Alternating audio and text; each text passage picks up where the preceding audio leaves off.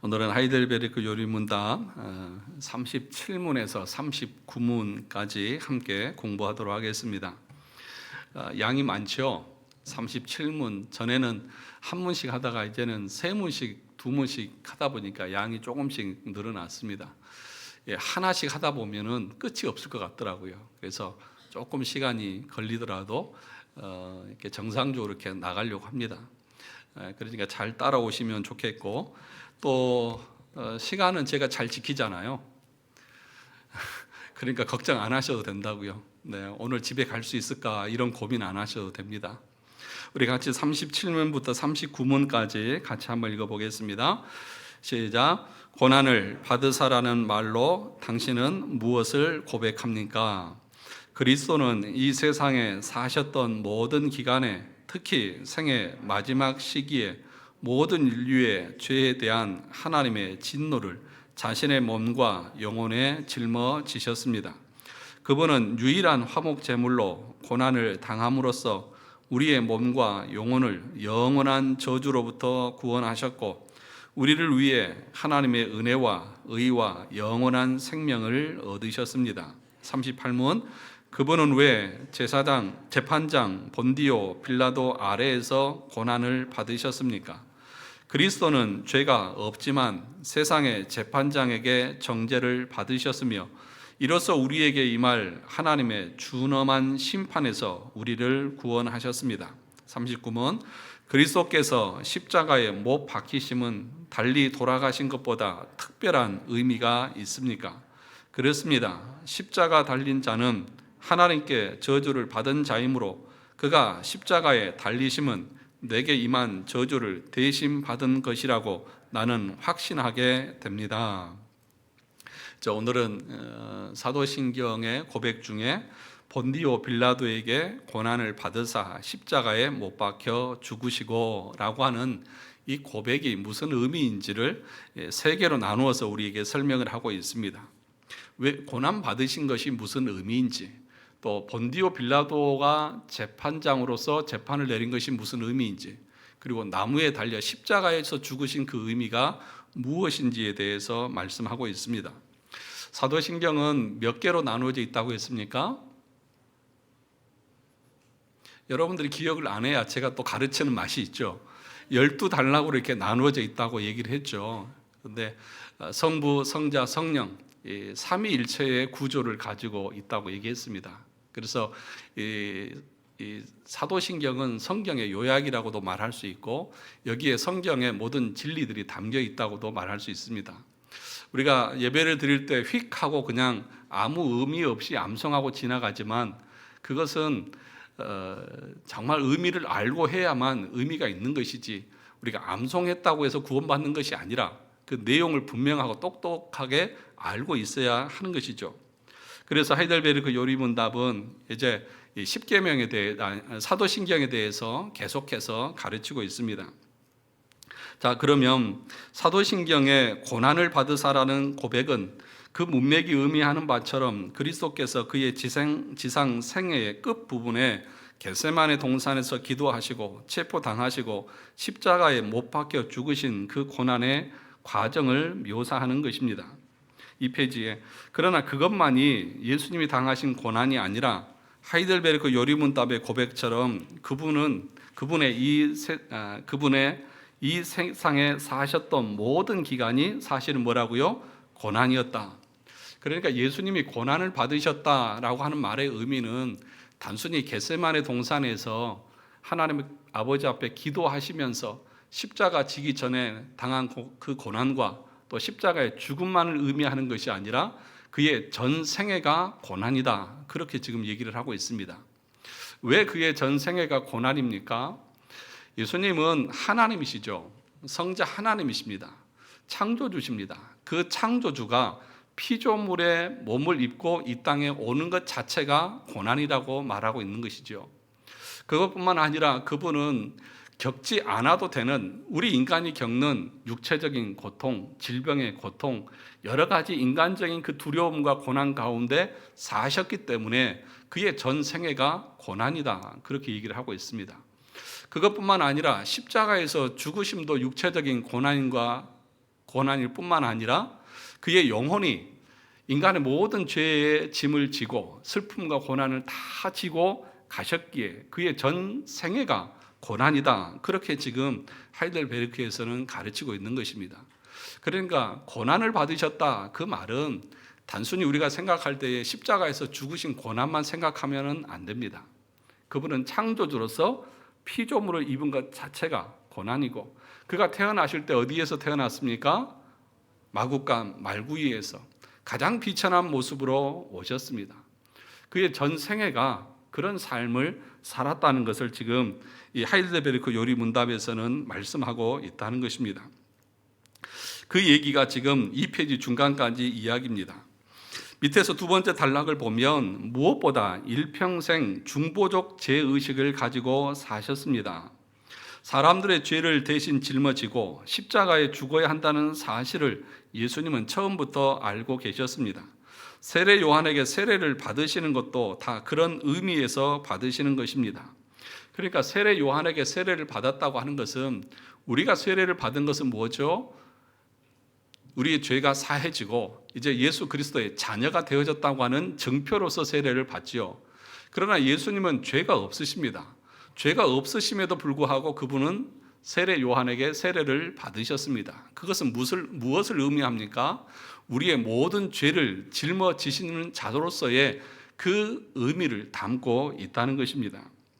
죄인이 세례 받는다는 것은 기쁜 일이지만, 죄가 없는데 세례를 받으시는 이유는 사람들이 있는 죄의 자리까지 스스로 내려가신 것이다.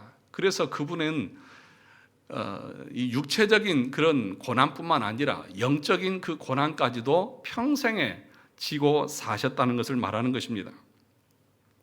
자, 그 3페이지에 가보시면 위에서 세 번째 단락에, 왜냐하면 인간의 모든 연약함의 문제는 뭐로부터 왔기 때문입니까? 죄로부터 왔기 때문입니다.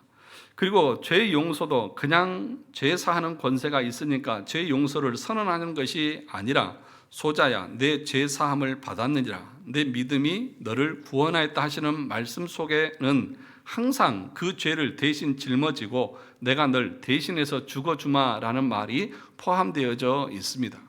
그러니까 예수님께서 공생의 기간 동안 많은 연약한 자들, 또 죄인들을 향해서 내 죄가 사해졌다 라고 말할 때의 그 말 속에는 단순히 그냥 내가 너를 용서해 줄게 이런 의미만 있는 것이 아니라 무엇이 담겨져 있다는 것입니까? 네 죄를 내가 대신 짊어지마, 이런 의미가 담겨져 있다는 것입니다. 왜 그렇습니까?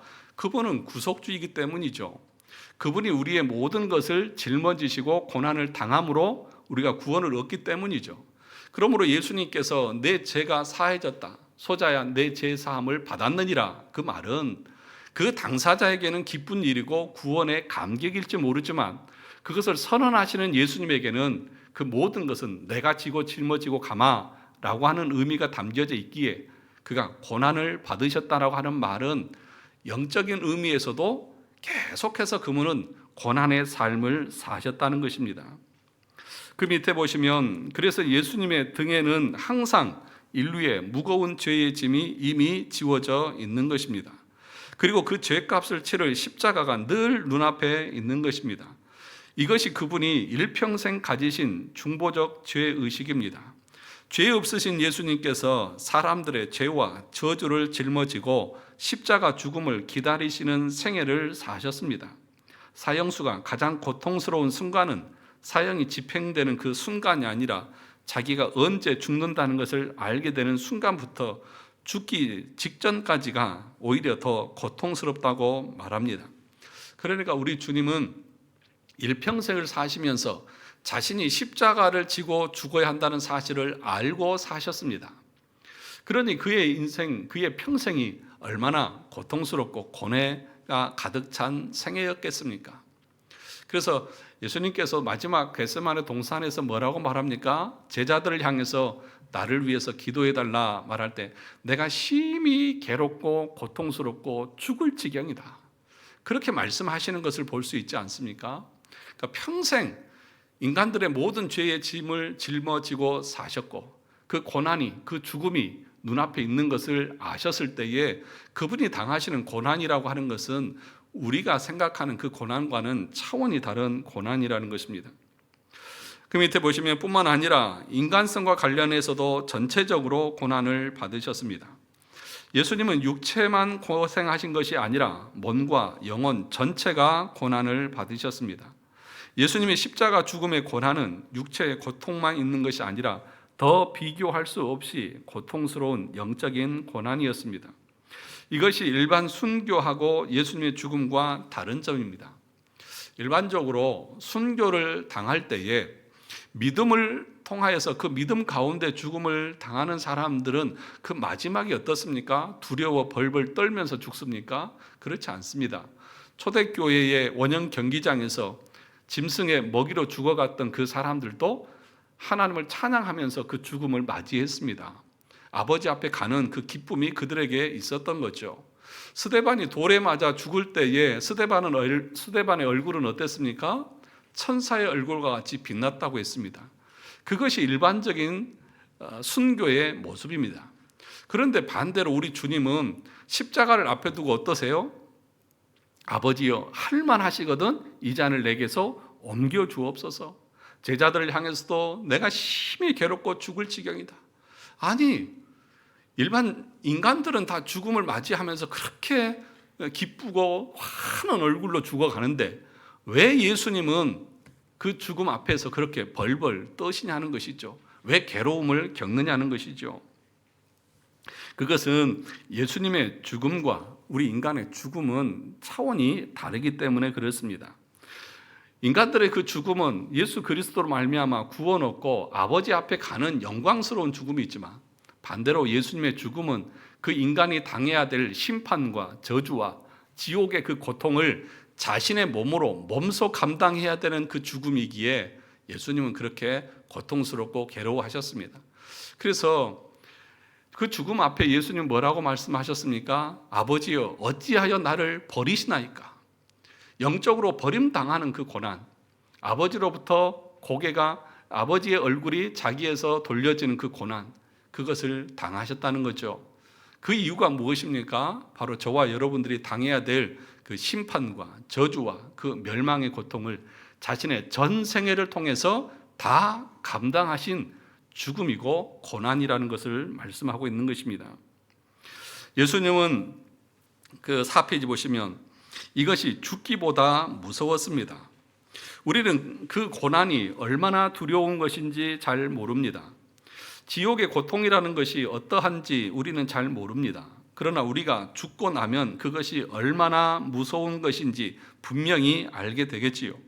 지옥이 정말 무서운 이유는 용암불 못에서 끊임없이 불타며 화상을 입는 그 고통도 말할 수 없이 끔찍한 것이지만 그러나 그보다 더 고통스러운 사실은 생명의 근원 되시는 하나님으로부터 철저하게 버림받는 것입니다. 그러니까 진짜 고난은 육체적으로 불에 데이고 화상을 입고 못에 박히는 그 고통도 고난이지만 더 큰 고난은 뭐라고요? 아버지로부터 외면당하는 그것이 참된 고난이라는 것입니다. 하나님을 떠나 있는 것 자체가 무엇입니까? 지옥입니다. 물론 이 세상에서는 사람들이 하나님을 떠나 있어도 그것이 지옥이라고 생각하지 않습니다. 오히려 믿지 않는 사람들은 야, 이 좋은 세상에 너네들은 그들 말로 일요일 날 뭐 한다고 교회에서 하루 종일 그렇게 힘들게 그렇게 고생스럽게 사니 그러죠. 여러분 고생스러우시죠? 표정들을 보니까 조금 고생스러운 부분들이 있으신 것 같아요. 예수 믿지 않는 사람들은 자기들의 삶이 가장 행복하다고 말하죠. 그러나 사람의 제일 되는 목적이 뭐라고 했습니까? 하나님을 영화롭게 하고 그분을 영원토록 즐거워하는 것이다. 거기에 참된 행복이 있다고 칼빈은 말하는 거예요. 하나님을 아는 것이 그것이고 우리 인간됨의 존재 이유고 목적이고 거기에 참된 행복이 있는 것입니다. 그러므로 하나님을 모르고 산다고 하는 것 자체가 지옥이고 그것 자체가 그들에게는 불행인 것이죠. 그래서 하나님을 가까이함이 내게 뭐라고요? 복이다. 시편 3편 28절에 그렇게 말씀하고 있잖아요. 저도 가끔 생각 안 날 때가 있어요. 제가 컴퓨터도 아닌데. 그러니까 고난 당한다고 하는 것 자체가 우리는 간단하게 육체적인 것만을 생각하지만 그 예수님의 죽음과 고난이라고 하는 것은 우리의 모든 것을 다 짊어지시는 고난이기에 우리와는 비교도 안 되는 그 죽음 앞에서 절규하듯이 고통스러워하시는 그 주님의 모습을 우리가 보아야 합니다. 그런데 그것은 자신의 죄 때문이 아니라 우리의 죄를 짊어지시는 고난이라고 하는 것들을 여러분 잊지 마셔야 합니다. 그래서 4페이지 마지막에 보시면 바로 그 지옥의 고통이 이 십자가에 있다는 것을 우리는 몰라도 예수님은 전제하시니까 그 깊이를 온전히 아시는 것입니다. 그래서 겟세마네 동산에서 그렇게 공포에 떠시고 괴로워하신 것입니다. 그래서 예수님이 십자가에 못 박히실 때 나의 하나님 나의 하나님 어찌하여 나를 버리셨나이까 하시면서 처절하게 절구하셨던 것이고, 그렇게 부르짖어도 하나님은 그 기도에 응답하지 아니하시고 얼굴을 돌리시고 철저히 외면하시고 버리셨던 것입니다. 그러니 여러분, 예수님께서 겟세마네 동산에서 아버지를 향하여서 나의 하나님 어찌하여 나를 버리시나이까 라고 하면서 절규하시는 그 고통이라고 하는 것은 지옥에서 당해야 될, 지옥이 얼마나 고통스럽고 얼마나 무서운 것이고 흉측한지 하나님이신 그분이 그 고통에 대한 것들을 그렇게 절규하듯이 말씀하고 있습니다. 그런데 그 지옥의 고통을 모르는 사람들은 뭐 지옥도 견딜만 하겠지, 그런 얘기 했잖아요. 옛날에 그 얘기 다 아시죠? 아재 개그 아시죠? 할아버지하고 손자하고 목욕탕을 갔는데 할아버지는 어때요? 그 뜨거운 물에 들어가서 시원하다 그러니까 손자가 진짜 시원한 줄 알고 펄딱 뛰어서 들어갔는데 아 뜨거 하면서 나오면서 뭐라고 했다고요? 세상에 믿을 놈 하나도 없네. 할아버지를 향해서 믿을 놈 하나도 없다고. 그러니까 사람들은 지옥도 그렇게 생각합니다. 지옥은 처음은 조금 어렵지만 있다 보면 다 견뎌져. 그것이 지옥이라고 생각하죠. 그러나 그렇지 않습니다. 그 정도였으면 우리 주님께서 그 십자가 앞에서 인간의 죄를 짊어지고 우리의 대신 당하신 그 고난 앞에서 절규하듯이 그렇게 말씀하셨을까요? 아니요. 우리 하나님은 그 깊이와 그 고통의 그 무게를 아시는 거예요. 우리가 모르니까 지옥 뭐 견딜만 하지 그렇지.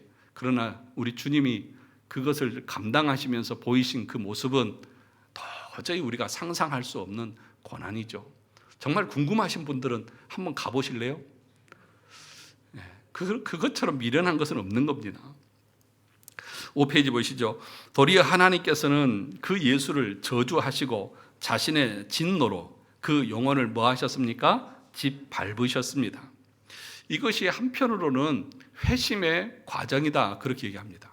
그러니까 회심이라고 하는 그 말의 의미, 돌이킨다고 하는 그 말의 의미는 뭐냐면요, 우리의 영혼이 짓밟힘을 당해서 회생불능의 상태, 비참한 상태의 모습을 느끼는 것이 회개입니다.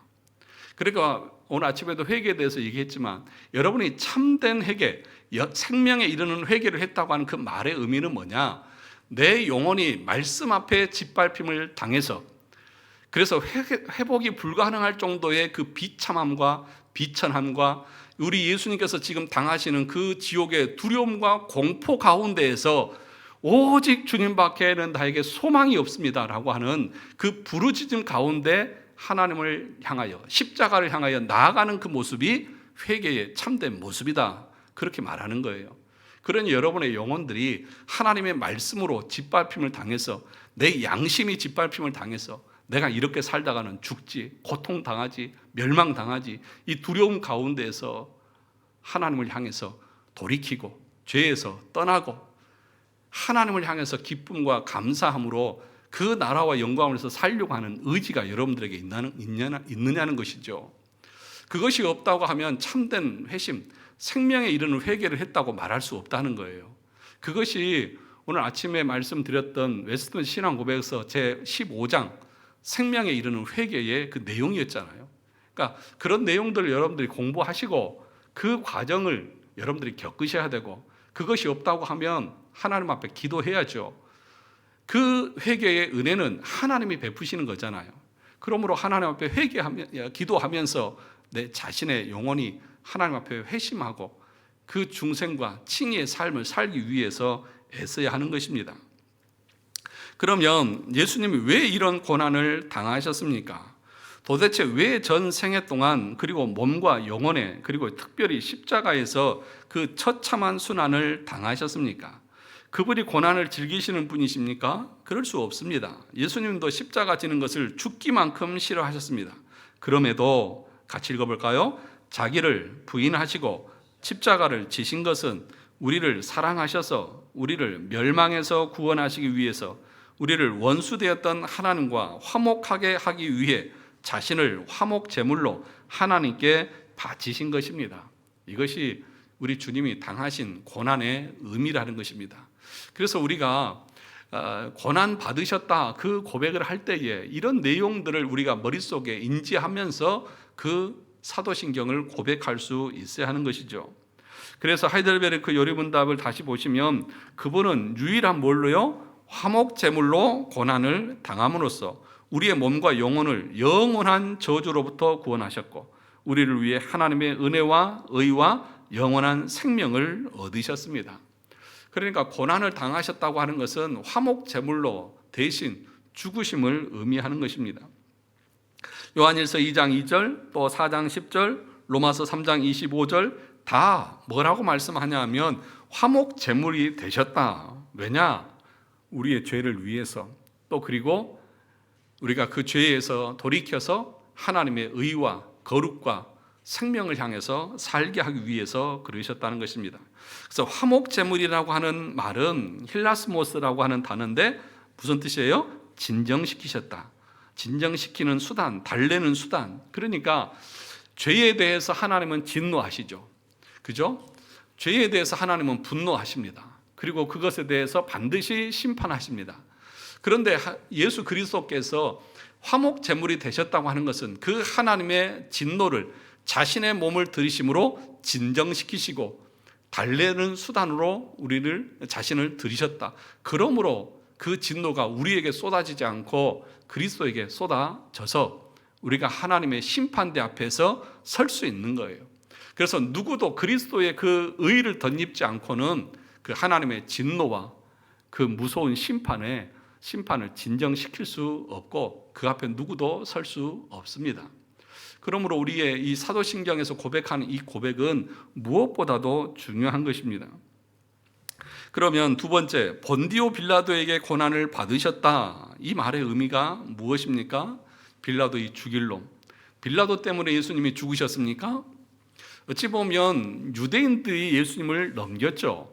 서기관과 바리새인들이라든지 제사장들이 예수님을 죽여달라고 요청을 했던 것을 우리가 알게 됩니다. 그런데 그 중간에 보시면 공적인 재판장에게 사형 선고를 받았다는 사실에 뭐가 있어요? 포인트를 두고 있다는 것을 고백할 수 있어야 합니다.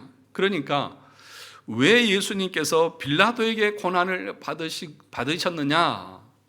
그것은 빌라도가 못된 놈이다. 그런 얘기가 아니라는 거예요.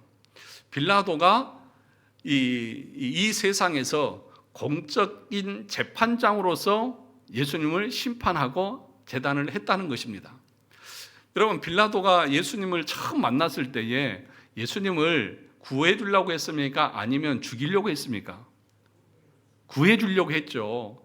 죄를 아무리 찾으려도 찾을 수가 없어서 처음에 나가서 그랬잖아. 나는 이 예수에게서 너희들이 말하는 그 죄를 찾을 수가 없다.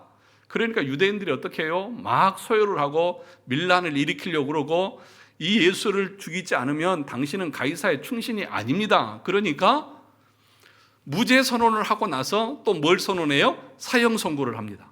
그러니까 참 아이러니고 역설이죠. 무죄하다고 하고 그리고 또 뭘 해요? 사형 선고를 내려요. 그러니까 이게 뭐냐? 예수 그리스도는 이 땅에 육신을 입고 오셨지만 죄가 있습니까? 없습니까? 없어요. 죄 없으신 분인데 죄인으로 사형 선고를 받으셨어요. 그거를 아주 법정에서 재판장으로서의 빌라도의 그 재판을 통해서 우리에게 보여주고자 하는데 핵심이고 초점이 있다는 거예요. 빌라도에 의해서 고난을 받으셨다. 이 말은 예수님께서는 그냥 어쩌다가 테러를 당하셨다든지 그냥 어쩌다가 그냥 죽임을 당한 것이 아니라 이 세상에서 가장 공정한 법정이라고 하는 로마의 총독의 그 재판에 의해서 무죄로 선고를 받았고, 그리고 우리 죄를 위해서 이 죄인으로서의 그 재판을 받으셨다. 그 얘기를 지금 하고 있는 거예요. 그러니 참 빌라도에게 고난을 받았다고 하는 그 말의 의미가 뭔지가 분명하죠. 그러니까 무엇이든지 그것이 정당성을 얻으려고 하면 공정해야 되잖아요. 이 재판이 정확해야 되잖아요. 이 세상에서도 어떤 결과를 얻을 때에 정식으로 절차를 밟지 않고 합당하게 재판을 받지 않고 하면 불법이잖아요. 그러니까 예수님께서도 우리의 중보자로서 이 땅에 오셔서 죽으실 때에 그 모든 판결을 다른 누군가 한 것이 아니라 그 당시에 가장 법적으로 정통하고 올바르다고 얘기하는, 법을 중요시 여기는 로마 총독이 그걸 재판을 내리는 거예요. 처음에 그래서 뭐라고 재판을 내리는 거예요? 죄를 찾을 수가 없다. 무죄하신 분이라는 거예요. 예수님은 죄가 없으세요. 자기 죄 때문에 죽은 것이 아니라는 거예요. 그럼에도 죽으셨어요. 왜 죽었습니까? 우리 대신 죽으셨다고 하는 사실을 이 본디오 빌라도라고 하는 그 이름을 통해서 우리에 보여주시고 있다는 것입니다. 그 얘기를 하고 있는 것입니다. 그러니까 여러분 7페이지에 보시면 두 번째 단락의 제일 마지막, 그러니까 빌라도는 뭘 선언해요? 무죄 선언도 하고 사형 선고도 내린 것입니다. 이것이 아주 역설입니다. 죄 없는 사람이 사형 선고를 받을 리가 없습니다. 그러면 우리는 이 재판에서 왜 사형 선고를 받을 수밖에 없었는가 묻지 않을 수 없습니다. 겉으로는 백성들의 밀란을 두려워하여 우유부단한 빌라도가 어쩔 수 없이 사형 선고를 내린 것 같지만, 그러나 이 모든 것이 어디에 섭리에 의한 것입니까? 하나님의 섭리에 의한 것입니다. 요한복음 19장 11절 읽어보겠습니다. 예수께서 대답하여 하시되 위에서 주지 아니하셨더라면 나를 해야 할 권한이 없었으리니 그러므로 나를 내게 넘겨준 자의 죄는 더 크다 하시니라. 그러니까 이것이 예수님의 그 죽음이 그냥 우연히 죽은 것이 아니라 하나님의 섭리 가운데 그 구속사의 계획 가운데서 이루어진 일이라는 것을 우리에게 말합니다. 마지막 7페이지 단락 읽어볼까요? 그래서 빌라도의 무죄 선언을 통해서는 예수님이 죄가 없으심을 공적으로 드러내시고, 빌라도의 사형 선고를 통해서는 바로 그분이 우리의 죄책을 담당하신 사형수임을 드러내시는 것입니다. 그래서 하나님이 천상의 법정에서 우리의 죄에 대한 모든 책임을 자기 아들에게 물으시고 그 아들을 사형 선고 내리셔서 심판하신 것입니다. 이것이 본디오 빌라도의 아래에서라고 하는 말의 의미라는 것입니다. 쭉 넘어가서 8페이지 밑에를 보시죠. 나머지는 읽어보세요. 읽어보라고 해도 읽어보지 않을 걸 알지만 그래도 혹시나 또 순종하시는 분이 있을까 봐 제가 말씀을 드립니다. 마지막 세 번째, 십자가 죽음은 저주를 뜻합니다. 39문 다시 읽어볼까요? 그리스도께서 십자가에 못 박히심은 달리 돌아가신 것보다 특별한 의미가 있습니까? 그렇습니다. 십자가에 달린 자는 하나님께 저주를 받은 자이므로 그가 십자가에 달리심은 내게 임한 저주를 대신 받은 것이라고 나는 확신하게 됩니다. 예수님께서 죽으시는 방법이 여러 가지가 있을 수 있습니다. 그렇지 않습니까? 사람을 죽이는 방식이 여러 가지가 있을 수 있어요. 원래 이 유대인들은 사람을 죽일 때에 돌로 쳐 죽이죠. 그러니까 스데반도 뭐에 맞아 죽었어요? 돌에 맞아 죽어요. 그러면 예수님도 돌에 맞아서 죽을 수도 있잖아요. 아니면 칼에 찔려서 죽일 수도 있잖아요. 아니면 목을 매달아서 교수형을 처할 수도 있잖아요. 그런데 왜 성경은 예수님께서 십자가에 못 박혀 죽으셨다고 말하느냐? 그 의미가 뭐냐는 것이죠. 그것에 대해서 말하는 겁니다. 그래서 9페이지 보시죠. 제일 위에 9페이지 두 번째 단락에 보시면 갈라디아서 3장 13절 같이 읽어볼까요? 그리스도께서 우리를 위하여 저주를 받은 바 되사 율법의 저주에서 우리를 속량하셨으니 기록된 바 나무에 달린 자마다 저주 아래 있는 자라 하였습니다. 왜 예수님께서 십자가에서 달리셨습니까?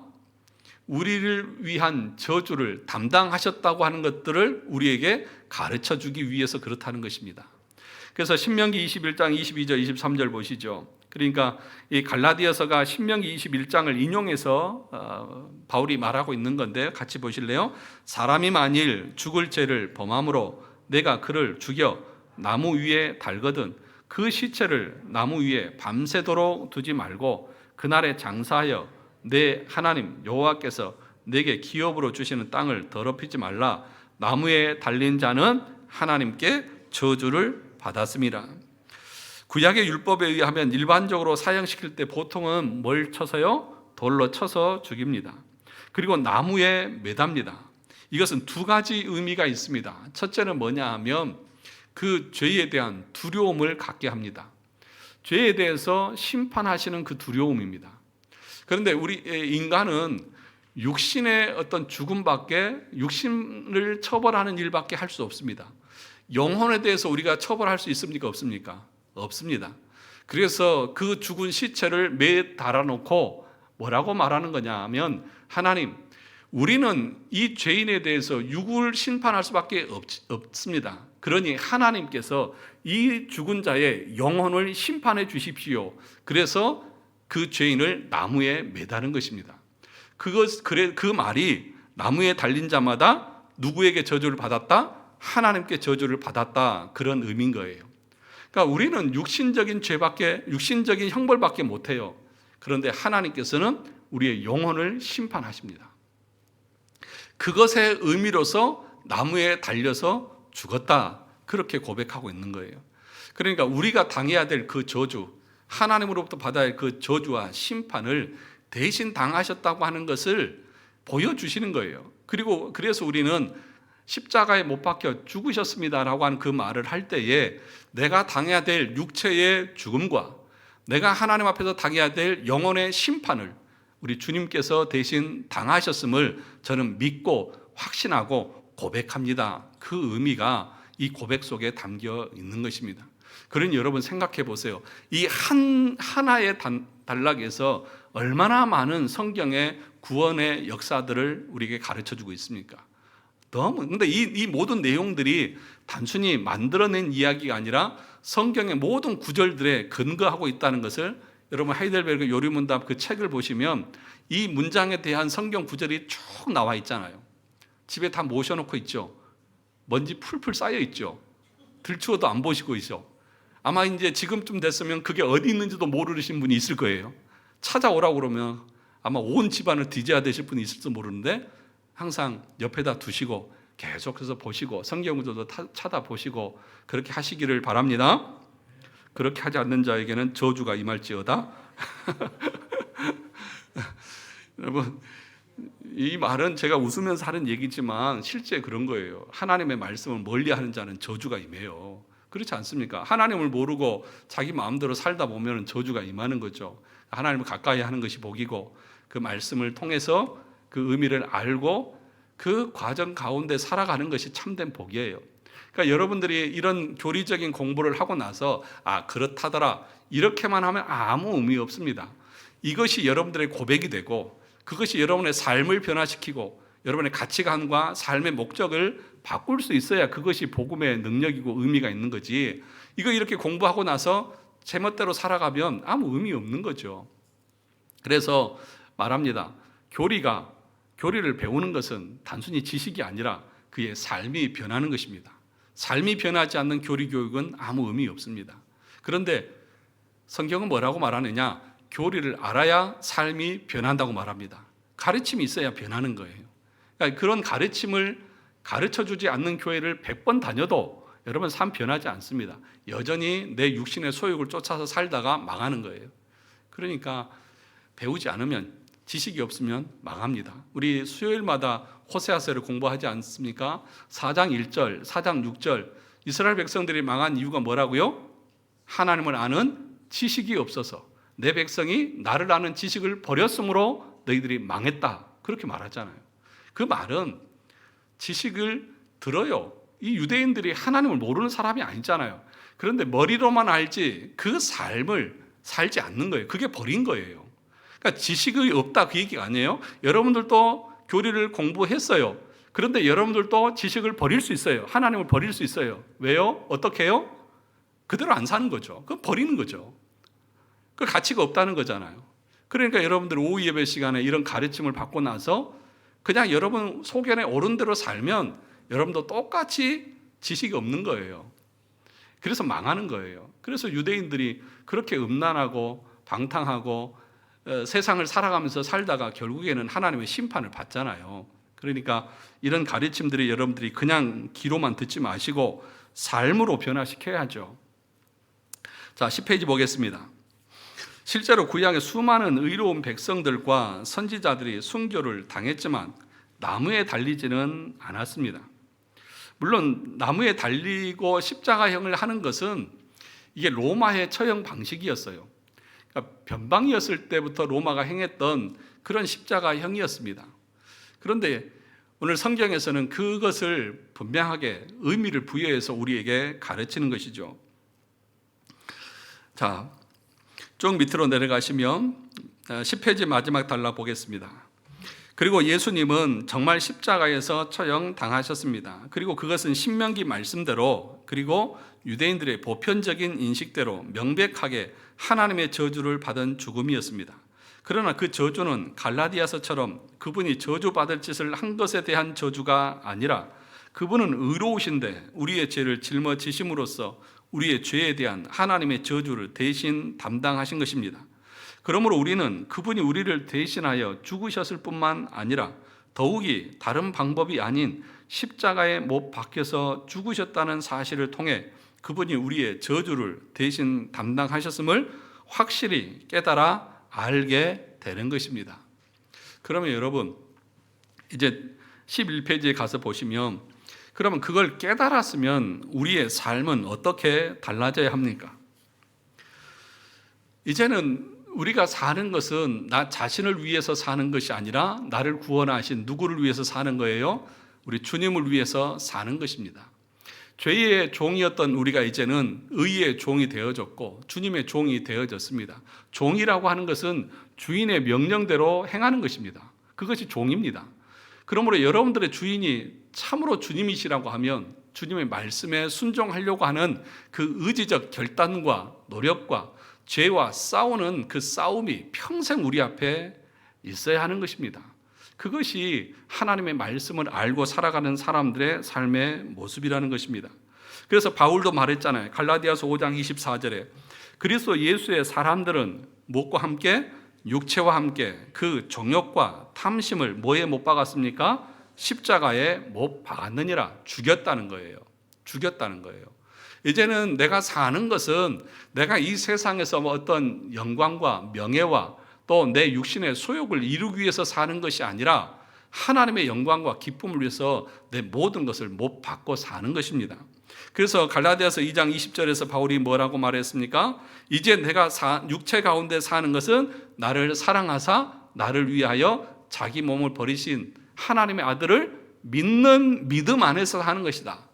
그러므로 여러분 믿음 안에서 산다고 하는 것은 단순히 교회 다니는 생활을 한다 이게 아니에요. 내 삶의 목적과 방향과 가치관이 완전히 뒤바뀌어서 내가 살아가는 존재 이유는 주님밖에 없어요.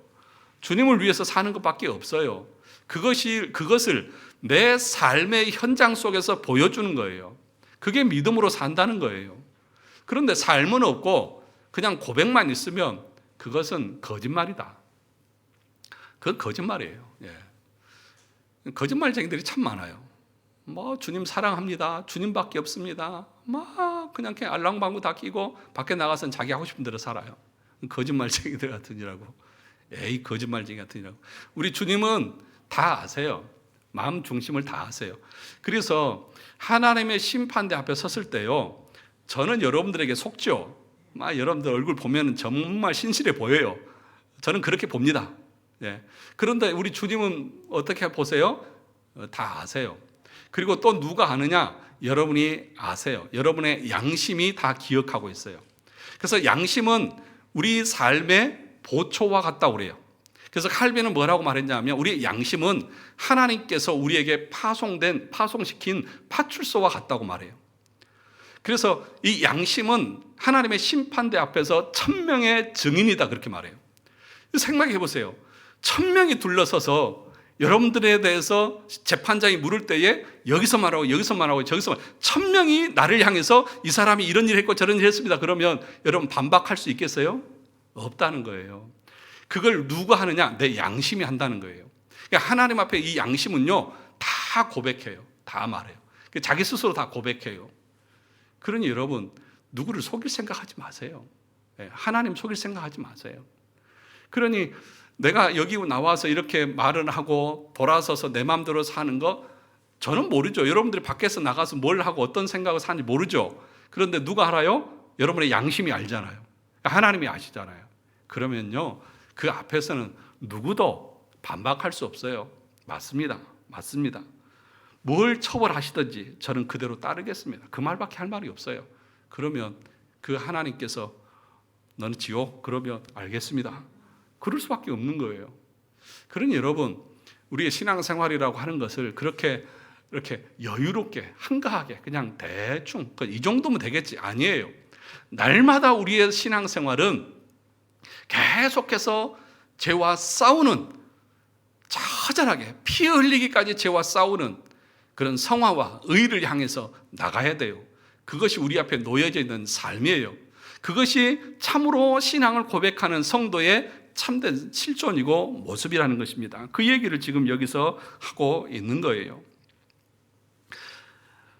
자, 12페이지 밑에서 두 번째 단락을 보시면 누구든지 이 십자가 앞에 서는 자는 자기 죄로 인해 뭐하고 아파하고 눈물을 흘리면서 참여할 수밖에 없게 되는 것이고 마음속에는 사랑하는 주님을 비참하게 죽게 한 나의 죄에 대한 미워하는 마음과 혐오하는 마음이 일어날 수밖에 없습니다. 그리고 그 은혜 때문에 자기를 뭐하고 헌신해 드리고자 하는 마음이 불일 듯하게 일어나는 것입니다. 그것이 참된 성도의 심령의 상태인 거죠. 그러니까 그냥 애처럼 자기 좋은 것만 쏙쏙 빼먹고 구원받고 복받는 것은 내가 다 받고 그리고 이 땅에서 내가 말씀대로 살려고 하는 처절한 싸움, 내가 힘든 것은 다 안 하려고 하고 이것은 거짓말쟁이고 가짜라는 거예요.